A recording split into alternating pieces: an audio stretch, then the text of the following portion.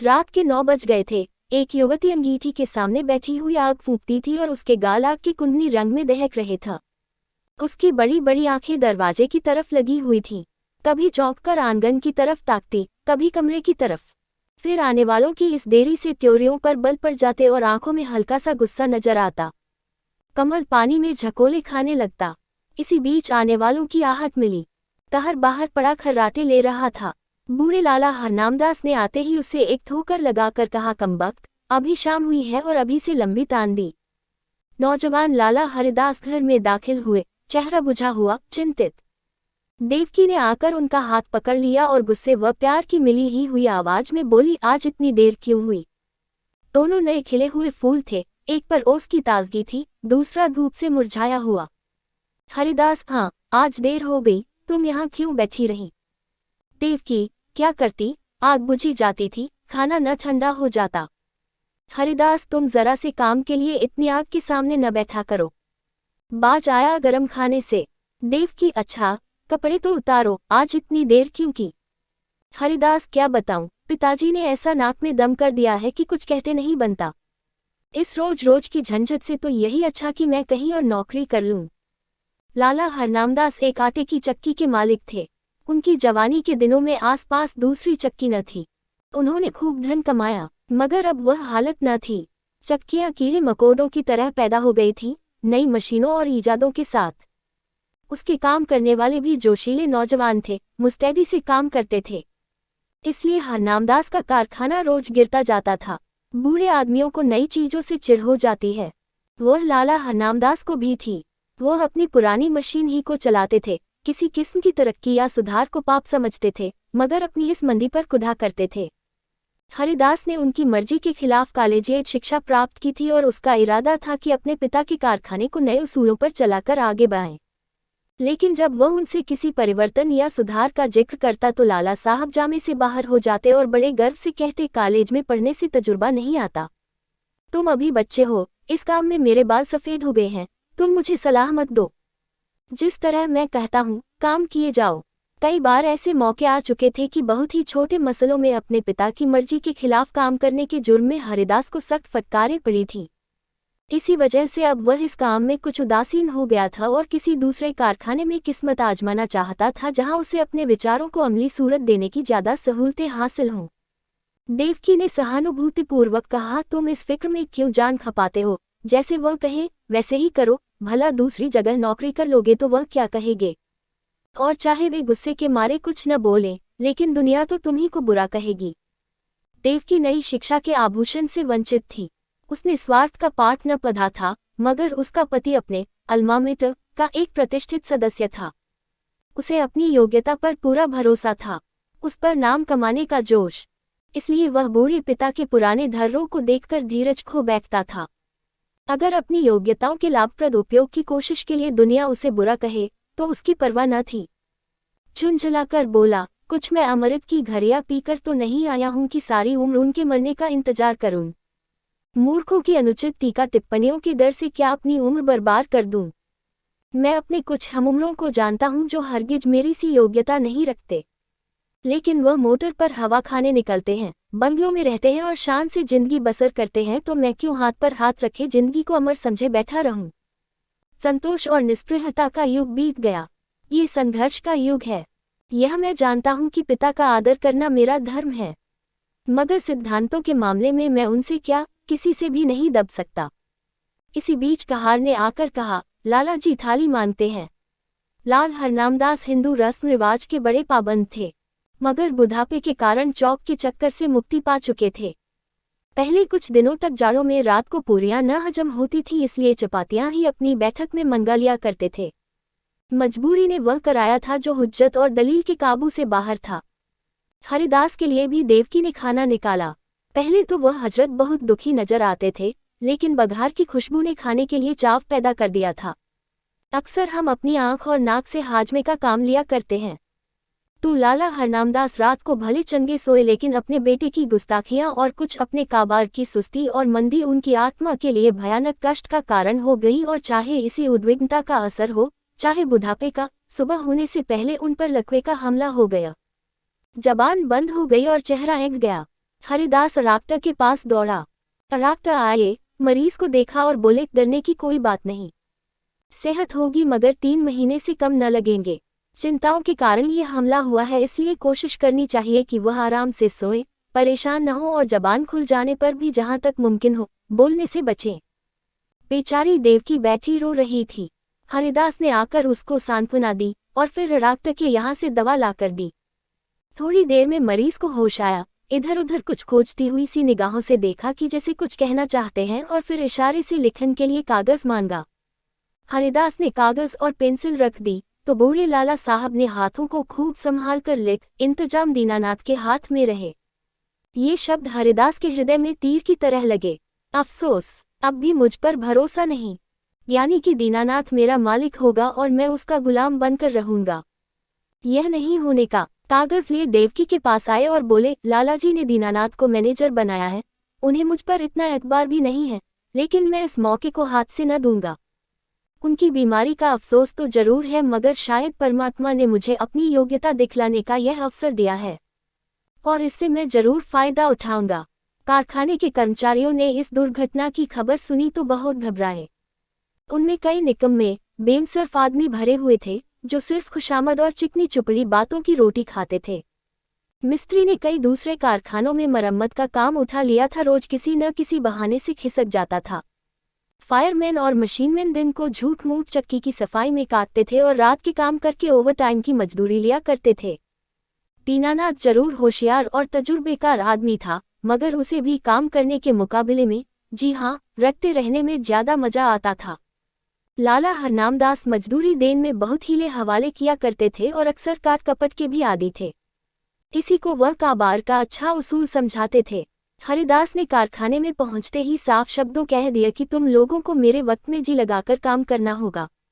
मैं इसी महीने में काम देखकर सबकी तरक्की करूंगा, मगर अब टाल मटोल का गुजर नहीं। जिन्हें मंजूर न हो वह अपना बोरिया बिस्तर संभाले और फिर दीनानाथ को बुलाकर कहा, भाई साहब, मुझे खूब मालूम है कि आप होशियार और सूझबूझ रखने वाले आदमी हैं। आपने अब तक ये यहाँ का जो रंग देखा वही अख्तियार किया है, लेकिन अब मुझे आपके तजुर्बे और मेहनत की जरूरत है। पुराने हिसाबों की जांच पड़ताल कीजिए। बाहर से काम मेरा जिम्मा है, लेकिन यहाँ का इंतजाम आपके सुपुर्द है। जो कुछ नफा होगा उसमें आपका भी हिस्सा होगा। मैं चाहता हूँ कि दादा की अनुपस्थिति में कुछ अच्छा काम करके दिखाऊं। इस मुस्तैदी और चुस्ती का असर बहुत जल्द कारखाने में नजर आने लगा। हरिदास ने खूब इश्तहार बंटवाए, उसका असर ये हुआ कि काम आने लगा।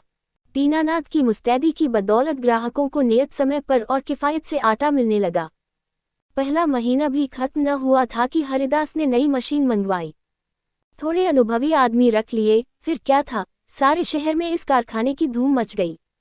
हरिदास ग्राहकों से इतनी अच्छी तरह से पेश आता कि जो एक बार उससे मुआमला करता वह हमेशा के लिए उसका खरीदार बन जाता। कर्मचारियों के साथ उसका सिद्धांत था, काम सख्त और मजदूरी ठीक। उसके ऊंचे व्यक्तित्व का भी स्पष्ट प्रभाव दिखाई पड़ा। करीब करीब सभी कारखानों का रंग फीका पड़ गया। उसने बहुत ही कम नफे पर ठेले ले लिए। मशीन को दम मारने की मोहलत न थी, रात और दिन काम होता था। तीसरा महीना खत्म होते होते उस कारखाने की शक्ल ही बदल गई। खाते में घुसते ही ठेले और गाड़ियों की भीड़ नजर आती थी। कारखाने में बड़ी चहल पहल थी, हर आदमी अपने अपने काम में लगा हुआ। इसके साथ की प्रबंध कौशल का ये वरदान था कि भद्दी, हड़बड़ी और जल्दबाजी का कहीं निशान न था। श्री लाला हरनामदास धीरे धीरे ठीक होने लगे।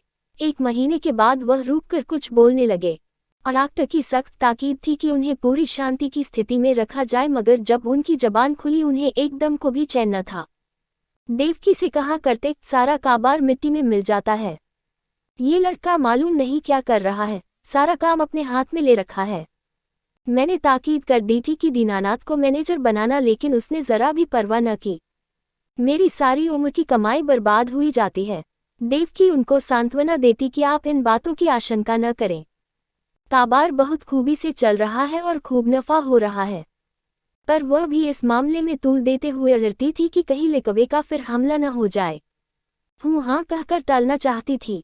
हरिदास जो ही घर में आता, लालाजी उस पर सवालों की बौछार कर देते और जब वह टालकर कोई दूसरा जिक्र छेड़ देता तो बिगड़ जाते और कहते, जालिम, तू जीते जी मेरे गले पर छुरी फेर रहा है, मेरी पूंजी उड़ा रहा है।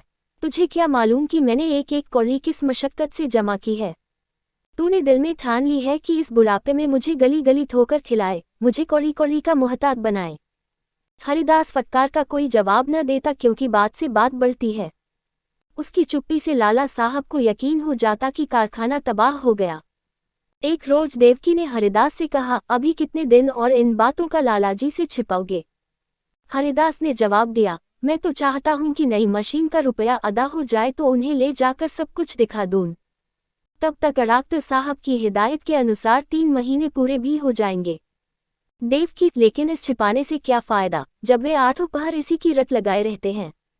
इससे तो चिंता और बढ़ती ही है, कम नहीं होती। इससे तो यही अच्छा है कि उनसे सब कुछ कह दिया जाए। हरिदास, मेरे कहने का तो उन्हें यकीन आ चुका। हाँ, दीनानाथ कहे तो शायद यकीन हो। देवकी, अच्छा तो कल दीनानाथ को यहाँ भेज दो।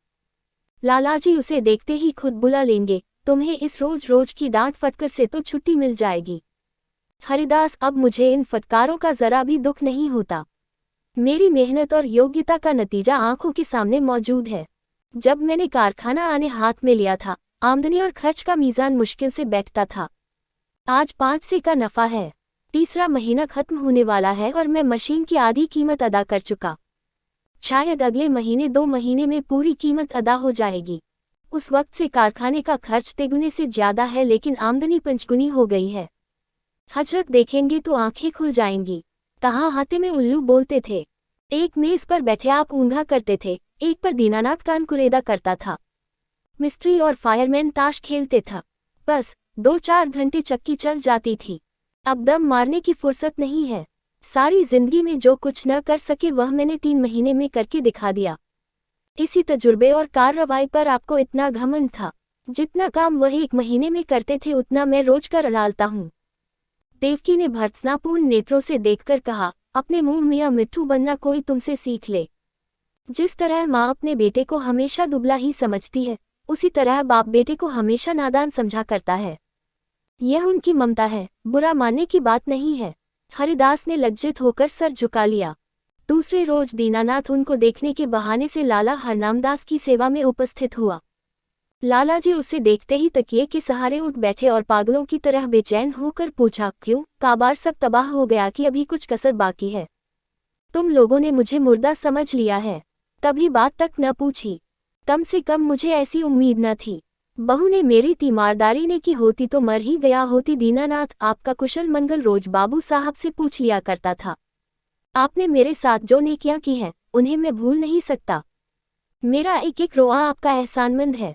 मगर इस बीच काम ही कुछ एकस था कि हाजिर होने की मोहलत न मिली। हरनामदास, खैर कारखाने का क्या हाल है? दिवाला होने में क्या कसर बाकी है? दीनानाथ ने ताज्जुब के साथ कहा, यह आपसे किसने कह दिया कि दिवाला होने वाला है?